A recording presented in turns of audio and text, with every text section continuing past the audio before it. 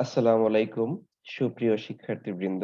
আশা করি সবাই সুস্থ আছেন এবং ভালো আছেন। আমরা গত ক্লাসে আহ, তার মাধ্যম বা গাইডের মাধ্যমে সর্বশেষ যে টপিকস ফাইবার অপটিক্যাল কেবল সম্পর্কে আলোচনা করেছিলাম। আজকে আমরা আমাদের লেকচার নাম্বার 6-এ আনগাইডেড মাধ্যম বা তারবিহীন মাধ্যম এবং তারবিহীন মাধ্যমের বিভিন্ন প্রকারভেদ সম্পর্কে আলোচনা করব। যেমন তারবিহীন মাধ্যম কাকে বলা হয়, তারবিহীন মাধ্যমের 3টি প্রকার রেডিও ওয়েভ, মাইক্রোওয়েভ এবং ইনফ্রারেড সম্পর্কে আমরা বিস্তারিত আলোচনা করব। তো প্রথমেই চলে যাচ্ছি যে তারবিহীন মাধ্যম কাকে বলা হয়। তো কোনো প্রকার তার ব্যবহার না করে একাধিক ডিভাইসের মধ্যে ডেটা আদান-প্রদান তথা যোগাযোগ করার পদ্ধতিকে তারবিহীন বা ওয়্যারলেস কমিউনিকেশন সিস্টেম বলা হয়। যেমন বেতার তরঙ্গ, মাইক্রোওয়েভ, ইনফ্রারেড এসব হলো কি এক ধরনের তারবিহীন মাধ্যম।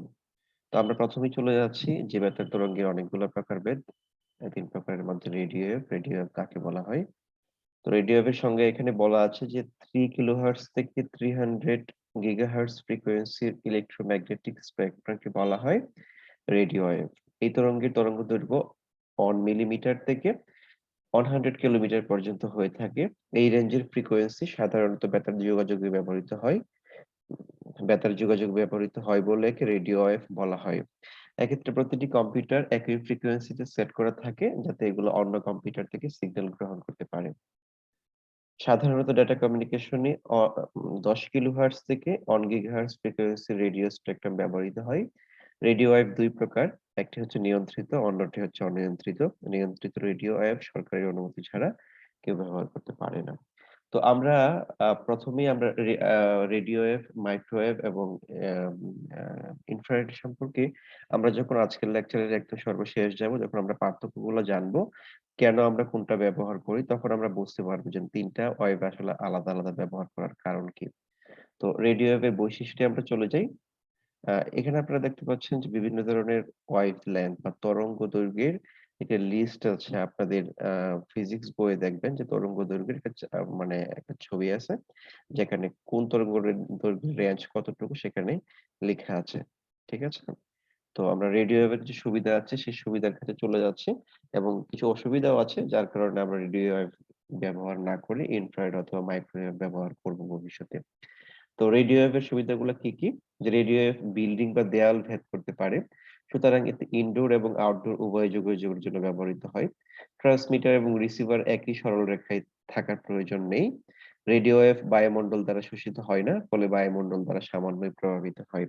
এর মানে হইলো, আপনারা জানেন যে আমরা যখন রেডিও ইউজ করি, রেডিও ওয়েভের মাধ্যমে আমরা মোবাইল ফোনে কথা বলি, তাহলে দেয়ালের মাঝখানে দেওয়াল আমাদের এই সিগন্যালটাকে আটকাতে পারে না অথবা দুর্বল করতে পারে না। অন্যদিকে আমরা যখন মাইক্রোওয়েভ ইউজ করি বা ইনফ্রারেড ইউজ করি, তখন দেখবো যে আমরা দেওয়াল সেই তরঙ্গগুলো দেওয়াল ভেদ করতে পারে না। ফলে ওই লিমিটেশনের জন্যই আমরা রেডিও ওয়েভ ব্যবহার করে থাকি।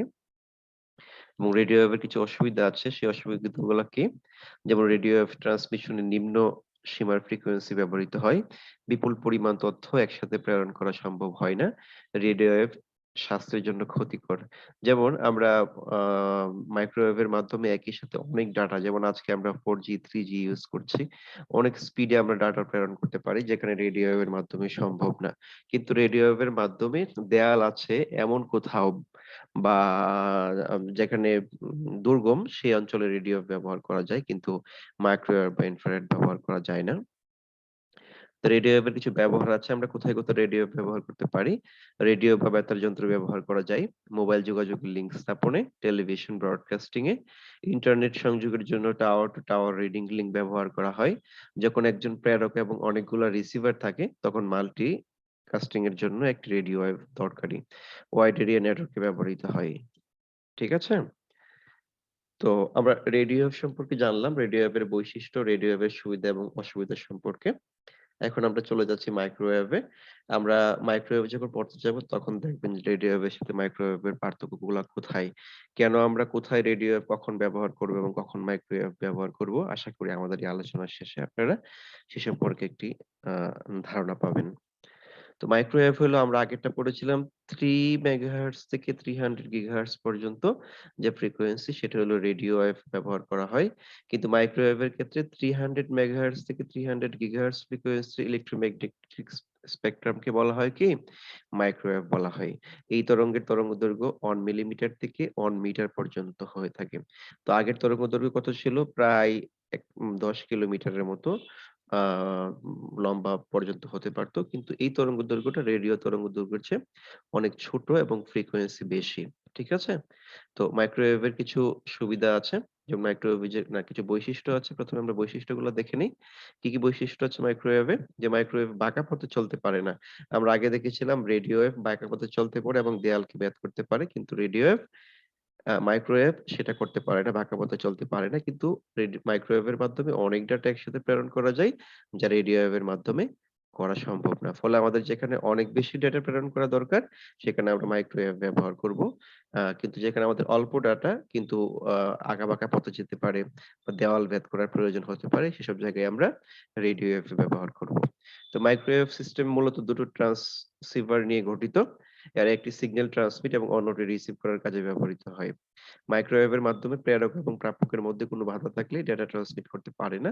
যেমন একটু আগে আমরা বলছিলাম যদি দেওয়াল বা এমন কোনো বাধা থাকে তাহলে মাইক্রোওয়েভের মাধ্যমে যোগাযোগ স্থাপন করা সম্ভব হয় না। মাইক্রোওয়েভের অ্যান্টেনা বড় কোনো ভবন বা টাওয়ারের উপর বসানো হয় যাতে সিগন্যাল বেশি দূরত্ব অতিক্রম করতে পারে। তার মানে হইলো আমরা এখানে একটা জিনিস গুরুত্বপূর্ণ শিখলাম যে মাইক্রোওয়েভ সাধারণত সরল রেখায় চলে যেমন রেডিও ওয়েভ আঁকা-বাঁকা পথে চলতে পারে। ফলে ২ টা ট্রান্সসিভারের মধ্যে যদি যোগাযোগ স্থাপন করতে চাই আমরা তাহলে ২ টা ট্রান্সসিভারকে একই সরল রেখায় রাখতে হবে এবং এর মাঝখানে কোন ধরনের বাধা থাকতে পারবে না। ফলে এই যে ট্রান্সসিভার গুলো থাকে এই ট্রান্সসিভার গুলো আমাদের এমন কোথাও স্থাপন করতে হয় যার মাঝখানে কোন ধরনের বাধা থাকে না। পরে বড় কোন বিল্ডিং এর উপরে সাধারণত এই ট্রান্সসিভার গুলো স্থাপন করা হয়। অথবা টাওয়ারের মাধ্যমে অনেক উঁচুতে ট্রান্সসিভার গুলা স্থাপন করা হয় যাতে কোন বাধার সম্মুখীন হতে না হয়। তো মাইক্রোওয়েভের প্রকারভেদ আছে যে ট্রান্সসিভার গুলা কোথায় স্থাপিত হয়েছে তার উপর ভিত্তি করে মাইক্রোওয়েভকে ২ ভাগে ভাগ করা যায়। একটা হলো টেরেস্টেরিয়াল মাইক্রোওয়েভ আরেকটা হলো স্যাটেলাইট মাইক্রোওয়েভ। ঠিক আছে? তো টেরেস্টেরিয়াল মাইক্রোওয়েভ কোনটা? এই ধরনের প্রযুক্তিতে ভূপৃষ্ঠে ট্রান্সমিটার ও রিসিভার বসানো হয়। ট্রান্সমিটার ও রিসিভার দৃষ্টি রেখায় যোগাযোগ করে কোনো বাধা না থাকলে ১ থেকে ৫০ মাইল পর্যন্ত ডেটা চলাচল করতে পারে। ধরেন আমরা ঢাকা থেকে আমাদের ঢাকার পার্শ্ববর্তী একটা জেলায় যদি যোগাযোগ স্থাপন করতে চাই তাহলে আমরা ঢাকায় একটা উম আ বড় টাওয়ারের উপরে আমরা একটি ট্রান্সসিভার স্থাপন করব। অন্যটা আমরা যে জেলায় মানে যোগাযোগ করতে চাই সেখানে একটা স্থাপন করব। ফলে এটা প্রায় ৫০ মাইল পর্যন্ত নিরবিচ্ছিন্নভাবে এর মাধ্যমে যোগাযোগ স্থাপন করা সম্ভব হয়। কিন্তু আমরা যদি এখন এই ট্রান্সসিভারের মাধ্যমে আমেরিকার সাথে যোগাযোগ করতে চাই, আমেরিকা প্রায় পৃথিবীর ম্যাপ যদি আপনারা দেখেন যে বাংলাদেশের প্রায় বিপরীতে। তখন কিন্তু সেটা সরল রেখায় আমাদের মাইক্রোওয়েভের মাধ্যমে যোগাযোগ করা সম্ভব হবে না। তখন কি করতে হবে? তখন স্যাটেলাইটের মাধ্যমে যোগাযোগ করতে হবে। যা আমাদের বাংলাদেশের ভূপৃষ্ঠ থেকে একটা ভিসেট এর মাধ্যমে আমরা একটা সিগন্যাল আ আ স্যাটেলাইটের মাধ্যমে পাঠাবো। আপনারা জানেন যে কিছুদিন আগে আমাদের বঙ্গবন্ধু স্যাটেলাইট আমরা আকাশে প্রেরণ করেছি। এই স্যাটেলাইটের মাধ্যমে এখন আমাদের বাইরের দেশের সাথে যোগাযোগ করা এবং বাংলাদেশের টেলিভিশন মধ্যপ্রাচ্য বা অন্য কোনো দেশ থেকে দেখা অনেক সহজ হয়ে গিয়েছে। সেটা কিভাবে? আপনারা নিচের ছবিটার মধ্যে একটু খেয়াল করলে দেখতে পারবেন যে আমরা যেমন আগে সরাসরি একটি ট্রান্সসিভার থেকে আরেকটি ট্রান্সসিভারে সেই যোগাযোগটা করতাম। কিন্তু এখানে সরাসরি সেটা করা যাচ্ছে না। ১ম এ আমরা আমাদের ভিসেট থেকে আমরা একটা সিগন্যাল স্যাটেলাইটে পাঠাবো। সেই স্যাটেলাইট সেই সিগন্যালটাকে আরো শক্তিশালী করে সেটা আবার ওই আমেরিকার ভূপৃষ্ঠে যে ভিসেট আছে সেখানে পাঠাবে। তো এভাবে যে যোগাযোগ স্থাপন করা হয় সেটাকে বলা হয় স্যাটেলাইট মাইক্রোওয়েভ। ঠিক আছে? তো এখানে সংজ্ঞায় কি লেখা আছে? এক্ষেত্রে সিগন্যাল পাঠানোর জন্য ভূপৃষ্ঠ থেকে স্যাটেলাইট অ্যান্টেনা এবং মহাশূন্য থাকে স্যাটেলাইট। স্যাটেলাইট অ্যান্টেনা বা ট্রান্সমিটার গুলো স্যাটেলাইটকে মাইক্রোওয়েভ সিগন্যাল প্রেরণ করে স্যাটেলাইটে পাঠানোর পর এই সংকেত অত্যন্ত ক্ষীণ হয়ে পড়ে। স্যাটেলাইটে অনেকগুলো ট্রান্সপন্ডার থাকে যা ক্ষীণ সংকেতকে এমপ্লিফাই করে পৃথিবীর গ্রাহক যন্ত্রে আবার পাঠিয়ে দেয়। ঠিক আছে? তো আমরা আ উম আ টেরেস্টেরিয়াল মাইক্রোওয়েভ এবং স্যাটেলাইট মাইক্রোওয়েভের যে পার্থক্যটা সেটা আশা করি বুঝতে পেরেছি।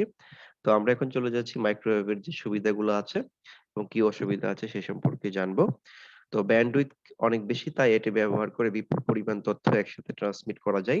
কোন প্রকার কেবল ব্যবহারের প্রয়োজন হয় না। পাহাড় বা দূরবর্তী অঞ্চলে যোগাযোগের জন্য এটি সুবিধাজনক। আমরা বলেছিলাম যে পাহাড়ে যেখানে তার মাধ্যমে আমরা যোগাযোগ স্থাপন করতে পারি না, সেখানে আমরা মাইক্রোওয়েভের মাধ্যমে খুব সহজেই পাহাড় বা এই ধরনের যেখানে বিচ্ছিন্ন অঞ্চল আছে সেখানে আমরা মাইক্রোওয়েভের মাধ্যমে যোগাযোগ স্থাপন করতে পারি। তো মাইক্রোওয়েভের কিছু অসুবিধা আছে। যেমন মাইক্রোওয়েভ বাঁকা পথে চলতে পারে না। মাইক্রোওয়েভের মাধ্যমে প্রেরক এবং প্রাপকের মধ্যে কোনো বাধা থাকলে ডেটা ট্রান্সমিট করতে পারে না। যেটা রেডিও ওয়েভের মাধ্যমে পারা যায় কিন্তু মাইক্রোওয়েভের মাধ্যমে পারা যায় না। সো আমাদের প্রয়োজন কখন কোনটা তার উপরে ভিত্তি করে আমরা কি মাইক্রোওয়েভ ব্যবহার করব নাকি রেডিও ওয়েভ ব্যবহার করব সেই সিদ্ধান্ত আমাদেরকে গ্রহণ করতে হবে। ঠিক আছে?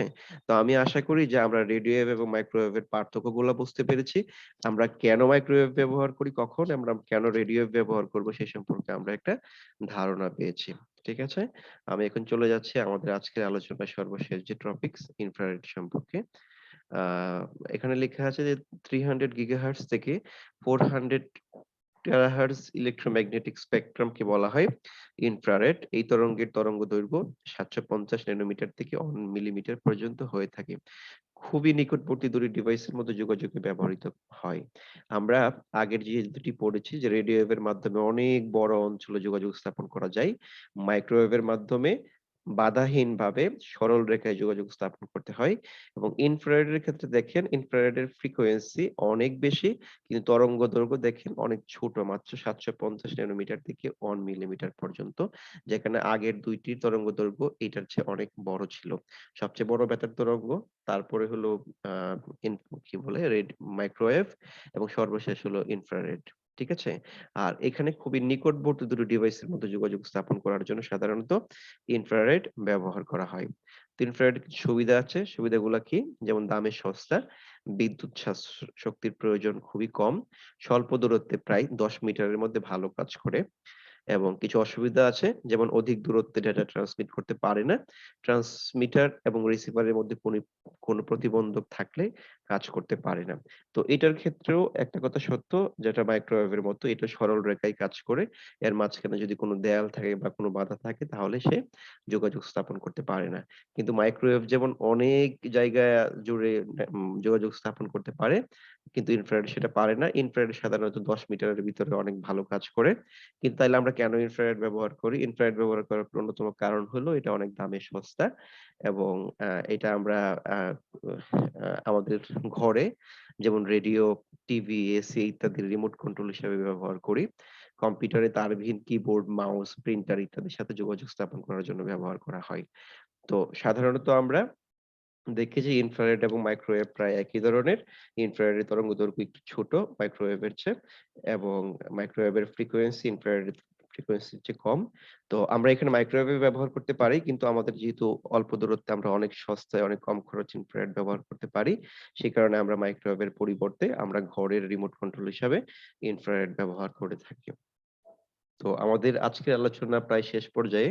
তো আজকে আমরা তারবিহীন মাধ্যমের যে ৩ টা পদ্ধতি রেডিও ওয়েভ, মাইক্রোওয়েভ এবং ইনফ্রারেড সম্পর্কে আমরা একটি সংক্ষিপ্ত ধারণা পেয়েছি।